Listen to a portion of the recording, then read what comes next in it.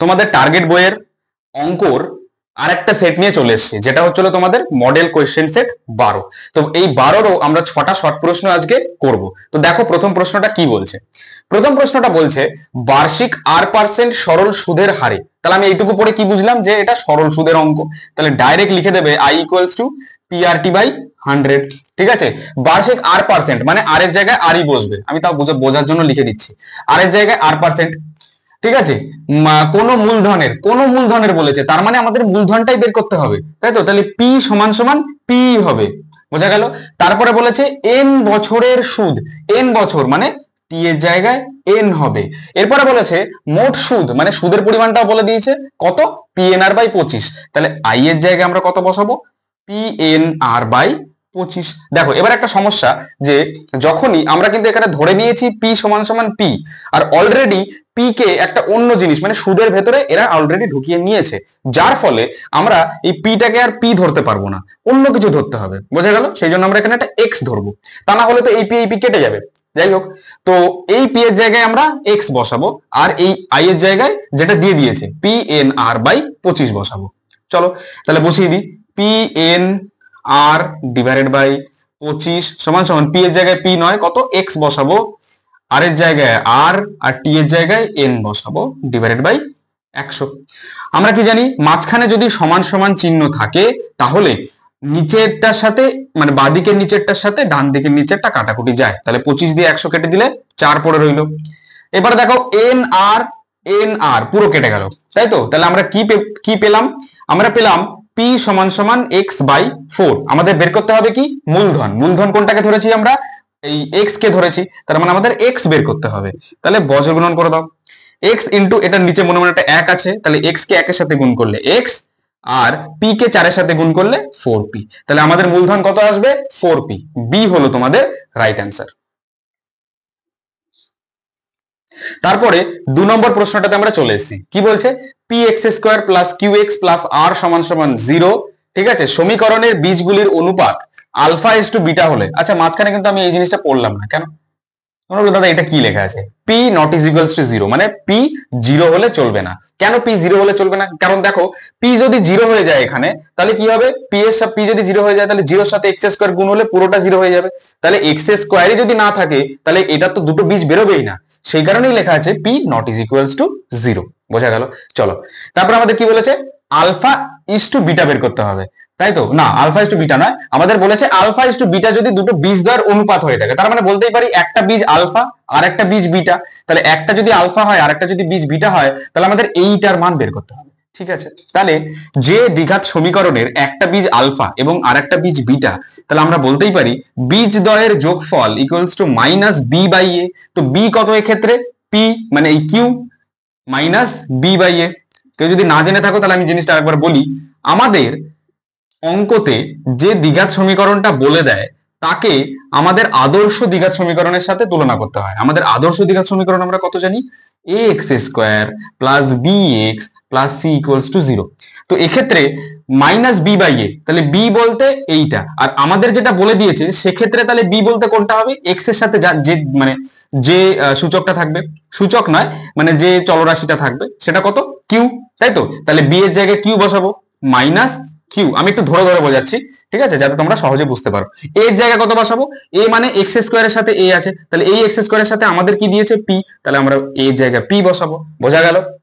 যাই হোক, তাহলে আলফা যোগ বিটা সমান সমান আমরা পেলাম -q/p। আরেকবার লিখে দিই, আলফা প্লাস বিটা সমান সমান -q/p হলো। আরেকটা জিনিস আমরা জানি যে দুটো বীজদ্বয়ের গুণফল সমান সমান c/a। ঠিক আছে, তো c বলতে সেটা তো আমরা আদর্শ সমীকরণে জানি, কিন্তু আমাদের যে সমীকরণ বলে দিয়েছে সেখানে c কত হবে আর এই বা কত হবে। দেখো c হচ্ছে হলো খালি একা পড়ে থাকবে যেটা, সে হলো c, তার মানে এখানে খালি কি পড়ে রয়েছে, একা r, তাহলে r হবে c এর জায়গায় আমাদের ক্ষেত্রে। আর a এর জায়গায় কত হবে, আমরা আগেরটাতেই করেছিলাম p হবে, তাহলে r/p। আলফা ইন্টু বিটার জায়গায় তাহলে আমরা r/p বলতে পারি। তো এইবার দেখো এই দুটো জানার ফলে আমাদের কি সুবিধা হলো, আমাদের বের করতে হবে কি, আমাদের বের করতে হবে এই যে এই টার্মটা, তাই তো? এইটা বের করতে হবে, কি বলেছে, alpha beta divided by alpha plus beta তার হোল স্কয়ার। দেখো তো দুটোই আমরা জেনে গেছি কিনা, বলবে হ্যাঁ। আলফা বিটা, এই যে আলফা বিটা r/p বসিয়ে দাও, আর বাই পি। আর নিচে আলফা প্লাস বিটা তার হোল স্কোয়ার আছে, আমরা আলফা প্লাস বিটা খালি পেয়েছি, হোল স্কোয়ার পাইনি। ঠিক আছে, হোল স্কোয়ার পাইনি, কোনো সমস্যা নেই, খালি কিউ বাই পি বসাবো, আমরা বাইরে থেকে হোল স্কোয়ার বসিয়ে দেবো। বোঝা গেল? ঠিক আছে, তো এর পরের লাইনে কি হবে, আমি একটু মুছে নি ডান দিকেরটা। এরপরে কি হবে, আমরা যদি এটাকে একটু সমাধান করি, আর বাই পি, এই বড় ভাগটা গুণে পরিণত হয়ে গেলে এই নিচে যেটা রয়েছে সেটা উল্টে যাবে, তাহলে পি নিচে রয়েছে তাহলে সেটা উপরে উল্টে যাবে, আর নিচে কিউ রয়েছে মানে মাইনাস কিউ, সেটা নিচে চলে আসবে, টোটালটার মাথায় একটা স্কোয়ার ছিল। বোঝা গেল? চলো তারপরে দেখি, স্কোয়ার গুলো সরিয়ে দিই, কত আসবে, পি স্কোয়ার হবে, আর নিচে মাইনাস কিউ, দুটো মাইনাস কিউ যদি গুণ হয় তাহলে মাইনাসে মাইনাসে প্লাস, আর Q into Q, Q square, তাহলে মাইনাস কিউ তার whole square equals to plus Q square, plus আমরা নাও লিখি, মানে না লিখতেই পারি, তাহলে আমরা খালি কিউ স্কোয়ার লিখবো। বোঝা গেল? দেখো এবার কোনটা কাটাকুটি যাচ্ছে, একটা পি এর সাথে এই দুটো পি, মানে উপরে একটা পি কেটে গেল, তাহলে পড়ে রইলো উপরে খালি একটা পি আর একটা আর, আর নিচে কিউ স্কোয়ার। এইটা হলো তোমাদের আসল অ্যান্সার। তো কোনটা হলো তোমাদের আসল অ্যান্সার দেখি, P R by Q square, P R by Q square, তাহলে ডি হলো তোমাদের রাইট অ্যান্সার। বোঝা গেল? খুবই ভাঙিয়ে বোঝানোর চেষ্টা করলাম, যদিও আমি জানি যে এটা আমাদের শর্ট প্রশ্ন, খুব তাড়াতাড়ি করা উচিত, তাও অনেকের সমস্যা হয়ে থাকে, সেই জন্য একটু ভালো করে বোঝানোর চেষ্টা করলাম। 3 নম্বর প্রশ্নটাতে আমরা চলে এসেছি, কি বলছে, ও কেন্দ্রীয় বৃত্তের এ বি ও সিডি যা দুটির দৈর্ঘ্য সমান। ব্যাস, এটা সব থেকে সোজা, এটা হচ্ছে তোমাদের একটা বোনাস অঙ্ক। কেন, আমি দেখেই কি করে বুঝলাম, এই ধরনের অঙ্ক তোমাদের বারবার চলে আসে, যখনই বলে দেবে যে ও কেন্দ্রীয় একটি বৃত্ত এবং দুটো জ্যা সমান, দুটো জ্যা সমান তখনই হতে পারে যখন সেন্টার থেকে একটা জ্যা এরকম আঁকবো, আর একটা এরকমই, কারণ সমান বলেছে, তাহলে ওরকমই আঁকতে গেলে এখান থেকে আর একটা সেম ডিস্টেন্সে মোটামুটি এরকম জায়গায় আঁকতে হবে, দুটো সেম হবে। তো এই দুটো জ্যায়ের গুরুত্ব কি জানো তো, দুটো জ্যায়ের গুরুত্ব হচ্ছিল, তোমরা এই কোনাকুনি মিলিয়ে দেবে, পুরো মিলে যাবে, এই কোনাকুনি মিলিয়ে দেবে, পুরো মিলে যাবে। বোঝা গেল? তো এইবার দেখো কি বলেছে, মাঝখানেটা নাম দিই ও, ওপরেরটা এ বি এবং নিচেরটা সি ডি। তো দেখো তোমাদের কি বলেছে, এ ও বি 60 ডিগ্রি, এ ও বি এই কোণটা হয়ে যাবে 60 ডিগ্রি। ঠিক আছে, তাহলে তোমাদের বের করতে হবে সিওডি, এই কোণটা জাস্ট বের করতে হবে। আমি আগের একটা সেটে ঠিক এক্স্যাক্টলি এই অঙ্কটা করিয়েছিলাম। ঠিক আছে, এগুলো একদম সত্যি বোনাস অঙ্ক, মানে তোমাদের কিচ্ছু করতে হবে না। দেখো তোমরা একটা জিনিস জেনে থাকো, যখন এরকম একটা ক্রস থাকে তখন এই কোণটার বিপ্রতীপ কোণ হয় এই কোণটা, এবং এই কোণটা যদি 30 ডিগ্রি হয়ে থাকে তাহলে এই কোণটাও হবে 30 ডিগ্রি, মানে বিপ্রতীপ কোণ পরস্পরের সাথে সমান হয়। তাহলে বলো তো, এখানে যদি 60 হয় তাহলে তার বিপ্রতীপ কোণ এটা, তাহলে এটাও 60 হবে। সেই জন্য বললাম এটা বোনাস, যা বলে দেবে এই কোণটা সেটাই হবে তোমাদের রাইট অ্যান্সার। 4 নম্বর প্রশ্নটাতে আমরা চলে এসেছি। 4 নম্বর প্রশ্ন কি বলছে দেখো, থিটা ইকুয়ালস টু 30 ডিগ্রি হলে 2 সাইন থিটা ও সাইন 2 থিটা এর অনুপাত হবে কত? ঠিক আছে, 2 সাইন থিটা এবং 2 সাইন 2 থিটা ছিল এখানে, ঠিক আছে, একটু মিস্টেক হয়েছে লিখতে, তো 2 সাইন থিটা ও 2 সাইন 2 মানে 2 থিটা এর অনুপাত কত হবে? অনুপাত বলতে আমরা কি জানি, দেখো আমাদের বের করতে বলেছে 2 sine theta is to 2 sign 2 theta. বোঝা গেল? তাহলে অনুপাত মানে আমরা কি জানি, ওপরে হবে 2 সাইন থিটা ডিভাইডেড বাই নিচে হবে 2 সাইন 2 থিটা। তো অনুপাতের জায়গায় আমরা ভাগ লিখতেই পারি, তাই তো? আমি দেখতে চাইছি আলটিমেটলি আমাদের কি বের করতে দিয়েছে। তো 2 2 কেটে গেল, কারণ এরা এর সাথে একে অপরের সাথে এটার সাথে গুণ ছিল, এটার সাথে গুণ ছিল, কেটে গেল। তাহলে আমাদের আলটিমেটলি ওপরে কত পেলাম, সাইন থিটা, আর নিচে পেলাম সাইন 2 থিটা। তো থিটার মান কত বলে দিয়েছে, 30 ডিগ্রি, তাহলে sine 30 degree divided by sine 2 into 30 degree, তাহলে 2 ইন্টু 30 ডিগ্রি মানে কত হয়ে যাবে, 60 ডিগ্রি হয়ে যাবে। তাহলে সাইন 30 ডিগ্রিতে কত হয়, হাফ হয়, 1/2। ঠিক আছে, ডিভাইডেড বাই মানে জাস্ট উল্টে যাবে, আচ্ছা আমি ভালো করে বলি, ডিভাইডেড বাই সাইন 60 ডিগ্রি মানে √3 ডিভাইডেড বাই 2। এটা যদি ঠিক করে লিখি, হাফ এই বড় ভাগটা গুণে পরিণত হয়ে যাবে, এবং নিচে যে ভগ্নাংশটা আছে গুণে পরিণত হয়ে যাওয়ার পর সেটা উল্টে যায়, তাহলে নিচে 2 আছে, এটা উপরে চলে যাবে, এবং এই ভগ্নাংশটার উপরে √3 আছে, তাহলে নিচে √3 হয়ে যাবে। বোঝা গেল? তাহলে এই 2 নিচের 2 উপরে 2 কেটে গেল, আলটিমেটলি কত পেলাম, 1/√3। আর 1/√3 কে আমরা কি লিখতে পারি, আমরা যদি ইস্টু থেকে বাইয়ে যেতে পারি তাহলে বাই থেকেও ইস্টুতে যেতে পারি, তাহলে বাই থেকে ইস্টুতে গেলে এখানে 1:√3 হবে অ্যান্সার। তাহলে কোনটা হলো তোমাদের রাইট অ্যান্সার, 1:√3, মানে কোথাওই নেই, তাহলে তোমাদের কোনোটাই নয় হবে, মানে ডি হবে তোমাদের রাইট অ্যান্সার। 5 নম্বর প্রশ্নটাতে আমরা চলে এসেছি, দেখো কি বলছে, একটি লম্ববৃত্তাকার শঙ্কুর উচ্চতা ও ভূমির ব্যাসার্ধ সমান হলে, আচ্ছা লম্ববৃত্তাকার শঙ্কু কিরকম হয়, এরকম দেখতে হয়। তো এই শঙ্কুর উচ্চতা এবং ভূমির ব্যাসার্ধ সমান বলছে, যদি আমার আঁকাটা একটু ভুল হয়েছে। আমি যদি এটাকে ভালোভাবে আঁকি অনেকটা এরকম হবে, একটু ছড়ানো হবে, ঠিক আছে।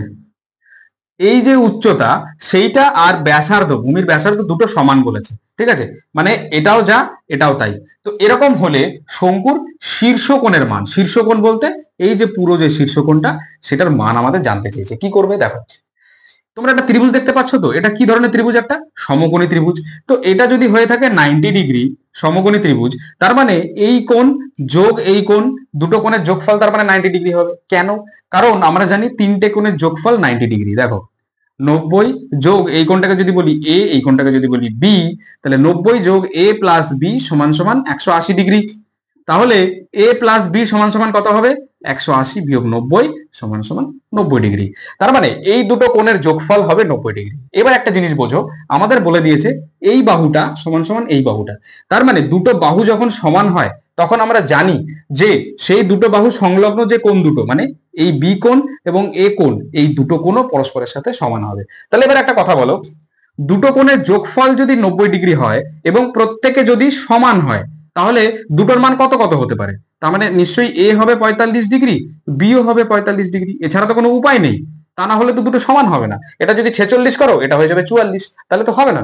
তোমাকে এটাও 45 করতে হবে, এটাও 45 করতে হবে। তো যার ফলে আমরা এখান থেকে বুঝতে পারছি যে এ হবে 45, আর এই কোণটা যা হয় এই কোণটাও তাই হয়। তাহলে এইটা যদি 45 হয়ে থাকে তাহলে এই কোণটাও 45।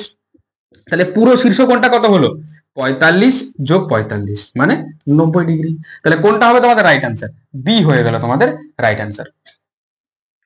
এই সেটের আমরা একদম লাস্ট প্রশ্নটাতে চলে এসেছি, মানে লাস্ট শর্ট প্রশ্ন।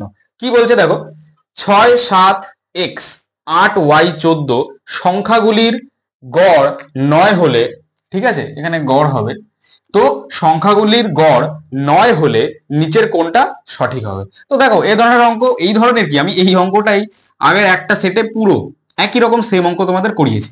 তো দেখো এই সংখ্যাগুলোর যদি আমাদের গড় বের করতে হয়, তো বেসিক নিয়ম কি?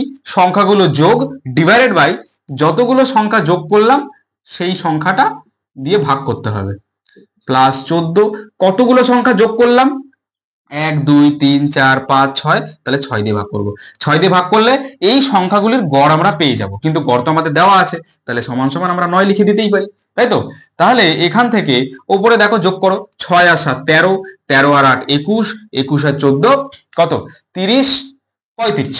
তাহলে 35 আর পড়ে রয়েছে খালি মাঝখানে একটা এক্স এবং একটা ওয়াই, তাহলে 35 plus X Y divided by 6 সমান সমান 9। বা আমরা কি করবো, এবার বজ্র গুণন করে দেবো। ডান দিকে 9 এর নিচে মনে মনে একটা 1 আছে, তাহলে সেই 1 দিয়ে এই পুরোটাকে যদি গুণ করি তাহলে সেম জিনিসই থাকবে, কারণ 1 দিয়ে যে কোনো জিনিস গুণ করা মানে একই জিনিস থাকা। আর 6 দিয়ে 9 গুণ করা মানে 6 নং 54 হয়ে যাওয়া। এবার আমরা কি করব, আমাদের এক্স প্লাস ওয়াই বের করতে হবে। দেখো আমাদের চেয়েছে খালি X plus Y, X plus Y, X minus Y, X minus Y, যাই হোক ওটা আলাদা, কিন্তু এক্স এবং ওয়াই বের করতে বলেছে। তাহলে এক্স প্লাস ওয়াইটা যদি আমরা বাদিকে রাখি, বাদ বাকি রয়েছে 35, কিছু নেই মানে প্লাস 35, ডান দিকে চলে গেলে মাইনাস 35, তাহলে 54 মাইনাস 35 কত হবে? 54 মাইনাস 35 সাইডে এভাবে তোমরা করে নিতে পারো, কত আসবে? 14 থেকে 5 বাদ 9, হাতে 1 4 1, তাহলে কত পেলাম? 19।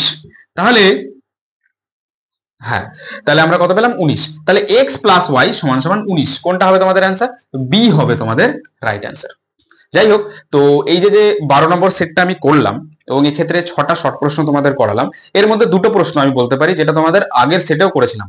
যাই হোক, তো তোমরা যদি আমাদেরকে রেগুলার ফলো করে থাকো তো এইভাবেই তোমরা পরবর্তীকালে যখন আরো এগিয়ে যাব তোমাদের বিভিন্ন মানে প্রায় 5 থেকে 6টা প্রশ্ন তো কমনই পড়ে যাবে এক একটা সেটে।